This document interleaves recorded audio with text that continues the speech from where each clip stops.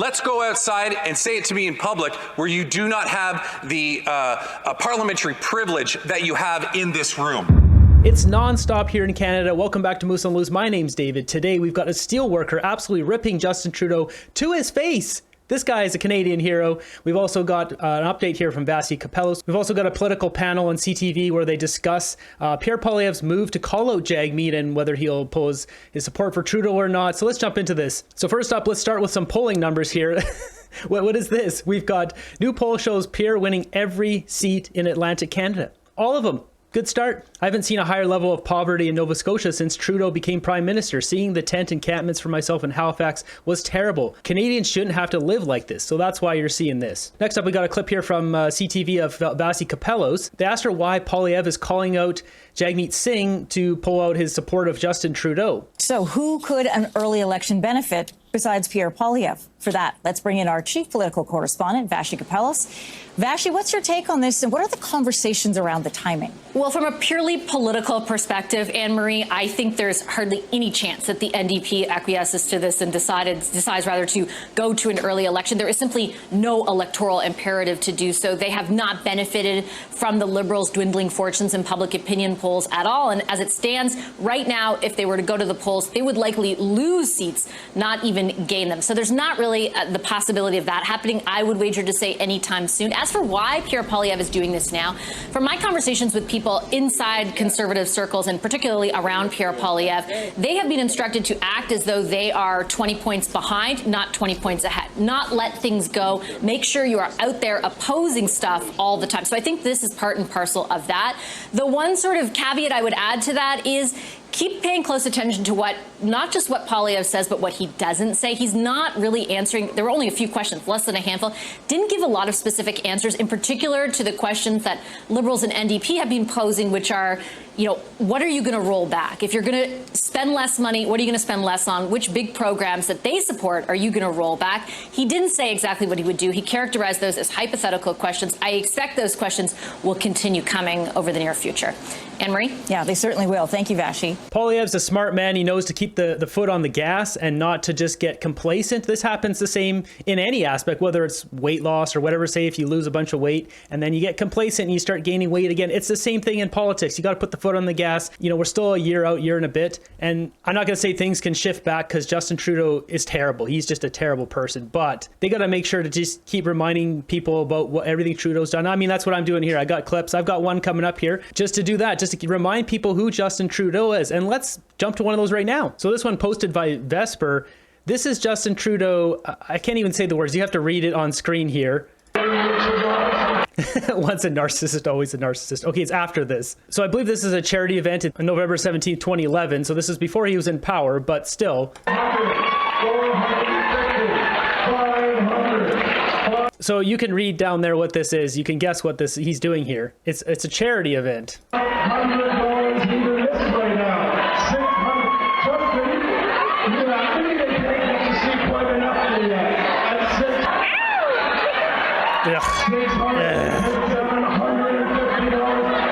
Oh, come on, Trudeau. Look at this guy. He's just living this up. This is his dream come true. This narcissist.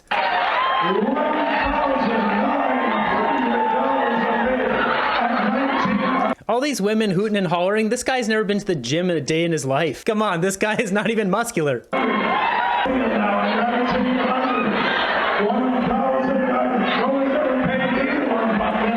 Oh, there's his fake First Nations tattoo on his shoulder right there. You can see. That's Ezra Levant called that out in the boxing match. I see it every time now, his fake First Nations tattoo.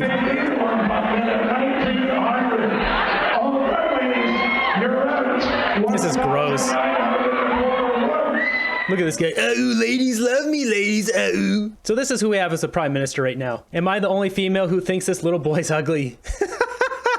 Next up, we got this one posted by Marty up north. He's sharing Mark Garrettson. This is one of Justin Trudeau's MPs here. This Mark Garrettson. We know this guy. He's always grumpy and pretty snarky. The thing about Pierre Poilievre is he's not just putting this on. This is who he is. He's even tried to change his approach. He wouldn't be able to because it's just who he is. He's a dick and everybody knows it. including his own caucus and the CPC staffers. What kind of member of parliament would write something about that like this? Even if it's your adversary, your opposing party that is, grilling you every day. This is not acceptable. This is not parliamentary language. This guy needs to be tossed out. Mark Gerritsen is a dick. Maybe you should have eaten an apple while posting this. The Honourable Parliamentary Secretary. If I understood that member correctly, Mr. Speaker, he just asked and questioned whether I was towing a Liberal Party line or a Communist Party of China line. My response to that member is, let's go outside and say it to me in public where you do not have the parliamentary privilege that you have in this room. He just threatened to beat him up. That's the independent guy. What's his name? Kevin Vaughn, this guy? This guy gets pretty spicy. So Mark Gerritsen always been like this. Just runs his mouth. He's a perpetual embarrassment. Next up, we've got a steelworker here. It's this guy in the red behind here who absolutely obliterates Trudeau right to his face. And Trudeau does not look comfortable with how this guy's talking to him. And just look right away, Trudeau goes to shake his hand and he's like, no, I'm not shaking your hand. Hey, I'm good. Just one Prime Minister, well, we got donuts over here if you want to thank you for your hard work. I can bring some for my kids here. Okay. The 25% tariffs we just brought in on Chinese steels can help you out. That's going to keep my job, That's going to keep your job. What about the $400 40% taxes I'm paying, and I don't have a doctor? The $400 million that we invested in the card means you're going to have a job for I think you're only here for another year. We won't see you around probably another year. Well, that's what elections are for. That's right. And I look forward to everyone exercising the right to vote. Yep. Basic choice. We're going to invest in you and your job. I don't believe you for a second. Dental care? Do you know anyone who got dental care?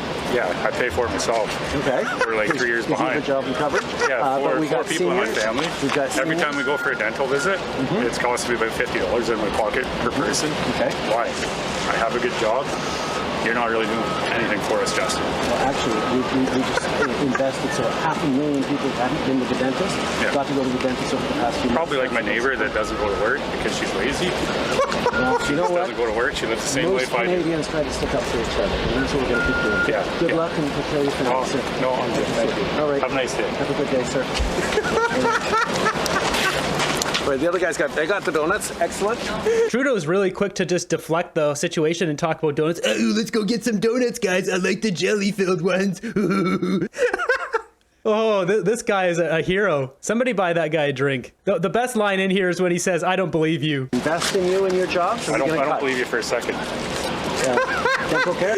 Trudeau's noticeably stunned. He's like, oh crap, this guy's calling my crap. And he just starts going to politician mode. This guy's just stone-faced, not taking it. Well done, dude. I don't know your name, but well done. Let's just take a look at some of these comments here. Who paid for those donuts? Clearly not out of Justin's pocket. The workers right, Trudeau needs to leave. I applaud the workers stand up and confronting Trudeau. Wow, donuts. That changes everything. I'm sure they're all voting Liberal now. These comments. Step down, we're tired of you. They got the donuts. This is the leader of our country. How embarrassing. Yeah. Kudos to that person. Donuts for real? He's not concerned answering instead of worrying about donuts. What a clown. I feel like some donut Trudeau memes are going to be on their way soon. This disgusting prime minister, don't even try to listen to that guy. No one believes him. Can I buy this guy a drink somehow? You'll be gone in a year. Next up, we got this post posted by Ryan Gerritsen, not to be confused with Mark Gerritsen. If I were a guest in one of their countries, I wouldn't dare pull this stunt. Stop being R-word signs is ignorant and insulting. Fix your system. Don't blame us. Excuse me. It's amazing how quickly these individuals learned entitlement in such a short time. So these are more of the foreign students who failed their exams and have to go home now, and the foreign workers who can't get jobs here, and they're just complaining and want citizenship for nothing. Okay,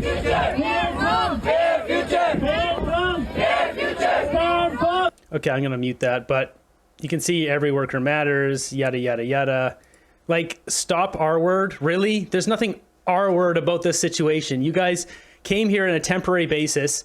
It's time to go home. What's the problem here? The rest of us seem to understand this. You are not meant to be here for the entirety of your life. If you want to, you got to be like the guy who just emailed me. He originally was from India. He came here. He immigrated here the proper way. He went to school, became a lawyer. Now he's working in this country, being a lawyer, giving back to our society, paying taxes, the whole thing. Coming here and soaking up all the low-wage jobs so all the Canadian kids and college students don't have work for the summer is not benefiting us whatsoever. We got this clip here of Olivia Chow talking about, I don't think I can say this word anymore, those two words, the C word and the C word.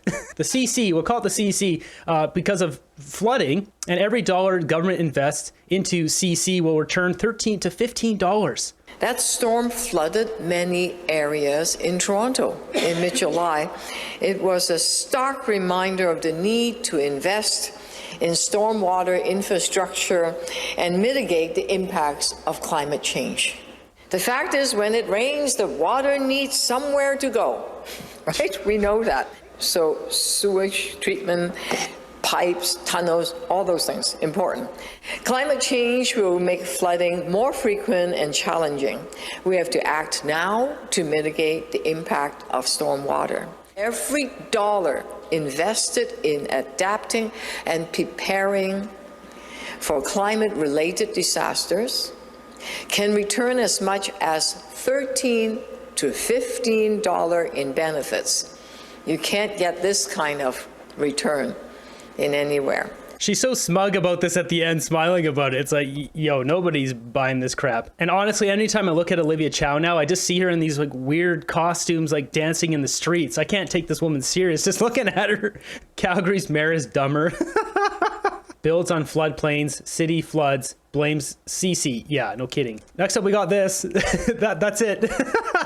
Every time I hear Justin Trudeau speak, this is what I think: a sock and a puppet.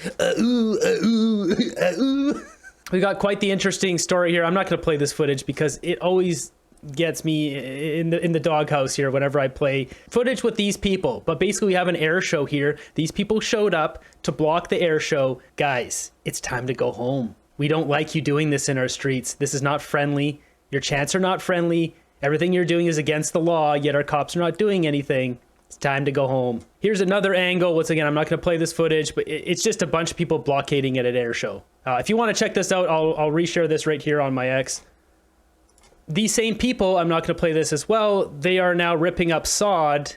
I don't know where this is, in a park? But you just click ahead, you can see they're just ripping up our grass now. Like, it's time to go home, guys. You're looking in the comments here, why rip up the grass? Like, really? Like, honestly, if I was in charge, I would be putting every single one of these people that are here into 30 days of digging ditches. Jail time, digging ditches for 30 days. That's enough to clean up their minds and stop doing this crap. They do it again, they get 60 days of digging ditches. It's important to not forget who Justin Trudeau really is. We got this clip here. This is him at a Liberal fundraiser, and a woman starts calling him out, and he gets so smug and gross. Thank you very much. Thank you for being here tonight. Thank you. People in grassy narrows are suffering from mercury poisoning. Thank you. Thank you for being here. Thank you very much for your donation tonight. I really appreciate the donation to the Liberal Party of Canada. That's gross human being. She's talking about, I don't know where she said, grassy meadows. It's at some town or a community where they have mercury poisoning. And that's his response. Thank you for your money. Your community is dying. Like, what a just gross human being. Grassy narrows are grassy narrows? I think that's what she said. suffering from mercury poisoning. Thank you. Thank you for being here. Thank you very much for your donation tonight. I really appreciate the donation to the Liberal Party of Canada. What a terrible human being. Next up, we got a CTV panel here where they bring on someone here, which I actually think does a good job of summing up the situation, talking about whether if Jagmeet will drop out of his coalition deal or not, and why not. Turnbull in the conversation, political analyst joining us this evening. Laurie, good evening, and thank you for your time. Good evening. Thanks so much for having me. Can I just begin by asking you the timing of this letter to Jagmeet Singh, 2 weeks before the parliament is set to resume and just before the long weekend? What do you make of the timing? Sure. I mean, I think Poilievre wants to get a bit of a dig in on Singh before they return to Parliament and also before the by-elections happen, which is actually on the same day, because the NDP stand to do pretty well in these by-elections. The Conservatives won the last one, and too much fanfare, right? This was the moment where the Liberals went into panic mode because the Conservatives managed to win that by-election in Toronto in that riding that was so safe for the Liberals for so long. But the NDP now, I think, have an opportunity to show that they've still got, like, they've got some, I don't want to say momentum, because the polls indicate that they're actually not doing well nationally at all, but they stand to get a win out of these by-elections that are coming up. So I think Poilievre wants to say, look, this, as he said, right, Singh is a sellout. Singh is working with the Liberals. If you're looking for somebody who's going to hold Justin Trudeau to account, vote for me, don't vote for him. So just to interrupt that there for a second, let's look at how things are going here in Canada. We've got this poll here. It says, do you think Trudeau's plan to bring in 500,000 immigrants per year is too much? Yeah. NDP is down here. They're fine with that, I guess. NDP voters. As I showed you earlier, Pierre Poilievre set to win 32 seats in Atlantic Canada. We've got this one I showed you guys the other day. 55% in Atlantic Canada. Poilievre absolutely dominating. Look at Jagmeet Singh down there. So at this point, Jagmeet is a threat to the party, the NDP party. He's taking them down so low. So let's talk about now the NDP's response. We have seen them respond. This is, of course, NDP leader Peter Julian, who is now saying that, look, leaving the deal is always on the table. What do you make of that comment in the response that the NDP has to the Conservatives? I think they're trying to push back and say, look, this is not the Conservatives' choice when we leave this. This is always on the table, as he says. And I mean, this is not a coalition government. This is not a formal or legal partnership. This is a political partnership that is entirely transactional, in my view, and is probably going to continue until, one of the parties decides that it's in their best interest to get out for political reasons. So the NDP can make that choice, as Peter Julian says, anytime they want. I think they're probably trying to figure out when is that right moment for us to get out of this, because they want to show the voters we got something out of this. We're not just propping up Trudeau for no reason. But at the same time, that we are our own team. We have our own goals, and we're not going to just be satisfied being the partner of the Liberals, however informal that is. Okay, so let's talk about the deal and the kind of work that the NDP has been able to get done with this association supply agreement with the Liberals. We know that, for example, pharmacare, dental care they worked on, pharmacare they're working on. But let me ask you, does this letter in any way, you think, put also pressure on the Liberal Party? Because we also heard Chrystia Freeland come out and, say many things about this open letter. So first off, the dental care, like the steelworker said, he pays for it himself. He doesn't get anything. He's blaming basically the people lazy at home, not doing anything. But I mean, the dental care is just for old people. That's it. And I think they're getting some young people in there now. It'd probably take them a couple more years to roll this out to more and more people. We're not going to see this thing for years, and they're doing that on purpose. They're using that as bait to get Canadians to try to vote for them again. So all the actual voters, the bulk of the population of Canada, which falls inside the brackets of the people that are actually serving with that dental care, if you look at the numbers, the majority of Canadians are just below their threshold at the top age and above the low age. So they're using it as a carrot. But it's not going to work. We're going to vote them out. Just to illustrate what I'm talking about here, here's Canada's population graph. You can see age 100 is at the top. And then basically the majority of Canadians here are in this age bracket right here between 65 and 20. You look at this, there's a couple months old, but it says you have to be 65 or older or up to the age of 18. Well, we look at that, up to the age of 18 or 65 and older. They basically left all the taxpayers don't get that dental plan until after we re-elect them. I think the Liberals want to maintain control of the timing, and they probably feel as though they've had that this whole time, and I think they have. I mean, I think as soon as the Liberals and the NDP struck this deal, which again is not a coalition, it's a confidence and supply agreement, which says the NDP will support the Liberals on these issues, provided that they're playing ball and what the NDP wants to do.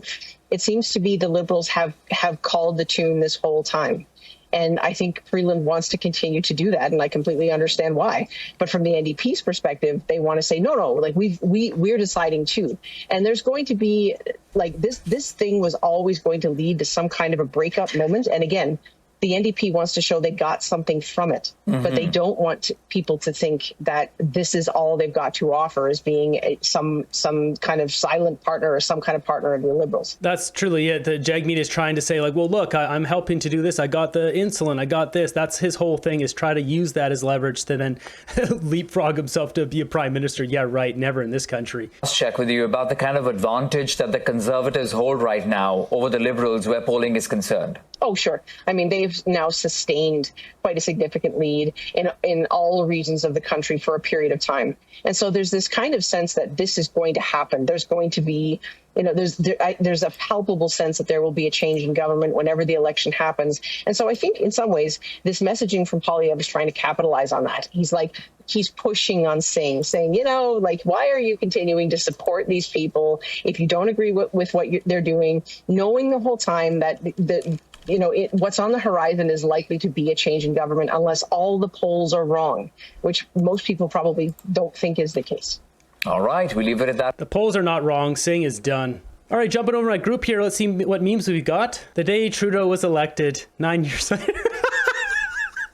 That is absolutely savage. I believe I soiled my shorts. Did the Prime Minister just spend our money to build a brand new cottage? It sure looks like it. It sure looks like it. Is that the $8 million barn? Is it time to bring back the $8 million barn? Trudeau and Guilbeault's love dungeon? It's Rolex Robin Hood. This item is sold out. Rolex Robin Hood. That's such a good name for him. Brampton, Ontario, when the Hyundai Elantra only holds 5 and you need room for the rest of the family. Okay. Yeah, that's not allowed in this country. Maybe you could get away with that in the 80s. Not anymore. I see you vote Liberal. Bureaucracy balloons under Trudeau. Overall employment in federal agencies has ballooned by 43% from 259,000 to 368,000 workers. That is a lot of federal workers. Well, there you have it. Steel worker absolutely rips Trudeau to his face. I love this. We need more of this because Trudeau, you can just see him cowering. He's, where's the donuts? He wanted to get out of there so fast. We need to make a deal. Anyone who comes face to face with Trudeau needs to let him know how we feel about him. And maybe, just maybe after enough of that, he'll resign.